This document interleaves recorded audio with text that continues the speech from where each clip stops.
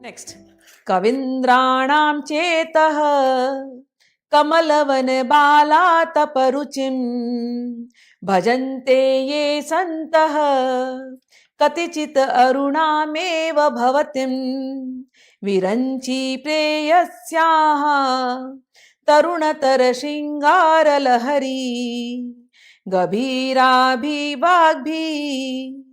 विदधति सतां रंजनस्ममी। तो पहले वाले में तो माँ के शुद्ध रूप का ध्यान किया गया, उसको सात्विक ध्यान कहते हैं, सात्विक रूप का ध्यान कहते हैं। अब उसमें माँ चमक रही है सफेद चंद्रमा के जैसे सात्विक रूप में, ऐंग बीज वाला में। अब यहाँ जो ध्यान हो रहा है ये माँ के राजसिक गुण का ध्यान हो रहा है, राजसिक फॉर्म का। तो जैसे हम रजस फॉर्म बोलेंगे तो क्या रंग हो जाएगा? लाल रंग हो जाएगा। लाल रंग कौन सा रंग होता है? जो अरुणोदय का रंग, जब सुबह सुबह जब सूर्य उगता है तो जो नभ में जो आकाश में जो रंग होता है वो लाल रंग माँ का हो जाता है। तो कहते हैं बड़े भाग्यशाली होते हैं वो, ऐसा लिखा है इसके अंदर। कोई कोई ऐसे होते हैं बड़े भाग्यशाली जो माँ के इस रूप पर ध्यान करते हैं जहां माँ लाल रंग की दिखाई देती हैं सुबह सुबह के अरुणोदय की जैसे। इसमें अब इसमें उन्होंने हिंट दिया है। किसका हिंट दिया है? बाला त्रिपुर सुंदरी का। कविन्द्राणाम चेतः कमल वन बाला तप रुचिम। यहां पर बाला तप, बाला तप का अर्थ है, बाला तप रुचिम का अर्थ है जो कोई इस प्रकार से तपस्या करता है बाला त्रिपुर सुंदरी के ऊपर, उनके जो चित्त में, उनका चित्त रूपी जो कमल है वो खिल जाता है ऐसे भक्तों का जब बाला, उसका दूसरा अर्थ है बाला एव आतप, बाला ही जो है सूर्य के समान है, सूर्योदय के समान है। तो जो कोई ऐसे ध्यान करता है माँ ललिता त्रिपुर सुंदरी के मंत्रों से, उनकी अर्चना करता है, उनका ध्यान करता है, उनके अंदर बाला रूपी ये सूर्य, बाला त्रिपुर सुंदरी रूपी ये सूर्य का उदय होता है। और उसके उदय होते ही ऐसे भक्तों के चित्त का कमलवन खिल जाता है। कमलवन खिल जाने से क्या होता है?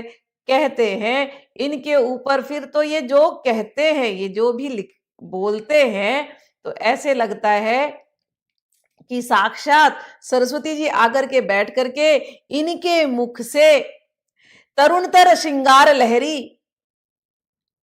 का श्रृंगार लहरी बह रही है। ऐसे ऐसे जो भगत होते हैं ना, जब बोलते हैं तो ऐसे लगता है उनके मुंह से बड़ी सुंदर सुंदर श्रृंगार लहरियां बह रही हैं और वो ऐसी ऐसी कविताएं लिखते हैं, ऐसी ऐसी रचनाएं लिखते हैं जिससे सताम रंजन ममी, कहते हैं जिससे कि सताम लोग यानी बड़े बड़े ऊंचे ऊंचे संत महात्मा भी प्रभावित हो जाते हैं और ऐसे भक्तों की वाणी वो सुनना चाहते हैं। अब मैंने कहा था यहाँ पे राजसिक कह रहे हैं कि माँ का फॉर्म राजसिक वाला है, यहाँ पर रजोगुण वाला है, लेकिन माँ का जो भक्त होता है वो ऐसे श्रृंगार रस वाले कविताएं कह रहा है या बातें कह रहा है, लेकिन ये श्रृंगार रस जो है माधुरी रस, मतलब प्रेम का रस है ये। वो लड़का लड़की में प्रेम होता है ना, तो वो प्रेम को हम कहते हैं श्रृंगार रस या माधुर्य रस।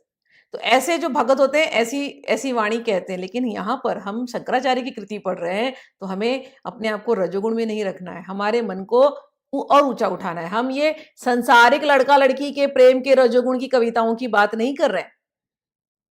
हम तो केवल, क्योंकि लिखा है ना, इसीलिए तो बड़े क्लियरली यहां पर लास्ट लाइन में लिखा है सताम रंजन ममी, कि संतों के मन को भी, भक्तों के मन को भी श्रृंगार से भर दे, जो माधुर्य से भर दे, जो प्रेम से भर दे, जो ऐसी वाणी ललिता के भक्त बोलते हैं। अरे संतों का मन, ऋषियों का मन, साधुओं का मन कौन कौन सी श्रृंगार की वाणी से खिलेगा?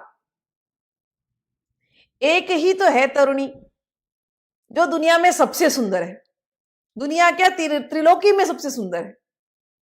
बस उसी के खेल या उसी के श्रृंगार को सुनने से संतों का मन आह्लादित होता है। कौन है वो? कामेश्वरी ललिता त्रिपुर सुंदरी। उसका माधुर्य भाव उसके अपने शिव कामेश्वर के प्रति, कामेश्वर कामेश्वरी की जो मधुर मिलन की जो बातें हैं, या कामेश्वरी जो ऐसी तरुणी है संसार की 16 साल की, इसकी उम्र ही कभी कम नहीं होती, ऐसी तरुणी की जो स्तुतियां करता है, संतों के मन को भी आनंद देता है। ऐसी कृपा ललिता त्रिपुर सुंदरी के भक्त पर हो जाती है जो मां के इस लाल लाल स्वरूप का स्मरण करता है। यह आ गया श्लोक नंबर 16। अब हम लोग